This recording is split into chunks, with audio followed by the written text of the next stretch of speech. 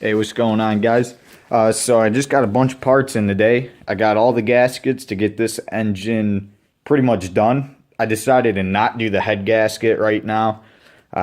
All the cylinders are good.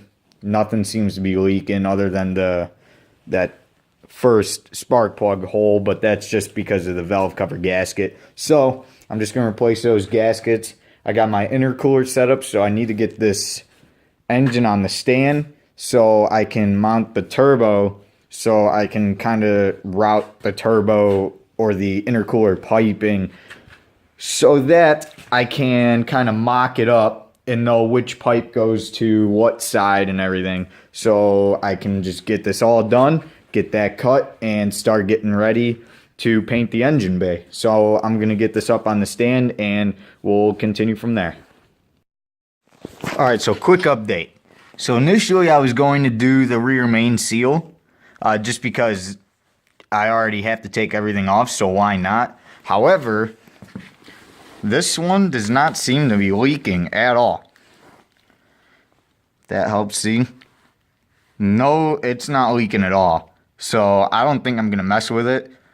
I think I'm just going to leave it and just have an extra rear main, because this one is definitely not leaking. And I do not want to cause a leak, so I'm just going to leave it. It's leaking a little bit right in there, but I think that's just because of the RTV. Nothing I'm really too concerned about, so I'm going to get this on the stand and start doing the valve cover. I'm definitely doing that front main. That one's got to be leaking. So I'm going to get this kind of pulled apart and on the stand. Alright guys, so I got this on the engine stand, and I torqued the bolts back here to just 60 foot-pounds. These ones are slightly longer than the bell housing bolts, so that's why I had to use the washers. This one here sticks out through the side, but I torqued them to exactly 60 foot-pounds. I used my digital snap-on to make sure.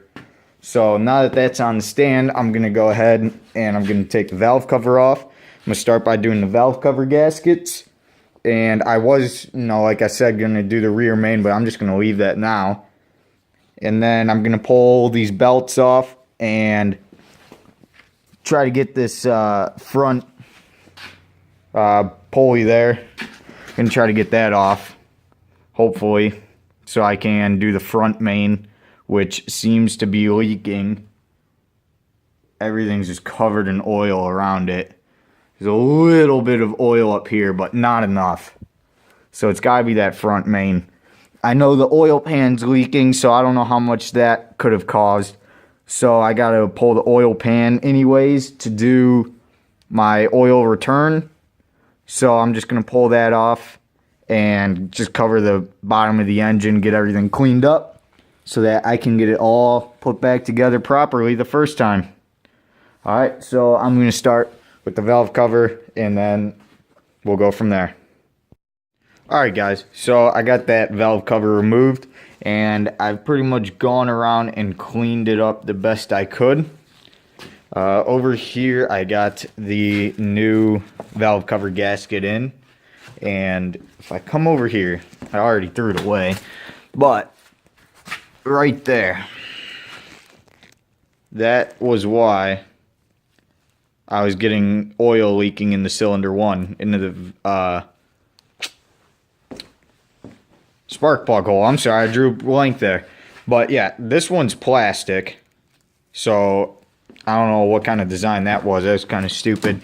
So that one's thrown away. This one here is all rubber, nice. I don't think I'm gonna have any issues anytime soon. So it's just a matter now of making sure everything's clean as best as possible and putting it back together. I might RTV some of these spots like down in here. I don't know yet. So that's where I am, and I'll keep you updated. Alright guys, so I had to go make a run real quick to get some RTV. So I got the RTV on, and now all I gotta do is drop that valve cover back on, and she'll be ready to go. Alright, well there it is. I got that all sealed up. Got the new gasket in. Looks way better. Hopefully I don't have any more leaks. And I kind of like that it's blue. I know it seems weird, but my whole car is, you know, going to be purple and blue. So I don't know. I like that. That's cool. I plan on doing my valve cover blue eventually. Maybe not right now, but eventually. I did torque it down using my torque wrench there. RTV. So it shouldn't leak. I just got to get to that front main, which I don't know if I'm going to do tonight or continue this till tomorrow. It is almost 9 o'clock and I worked all day. Clean that up a little bit.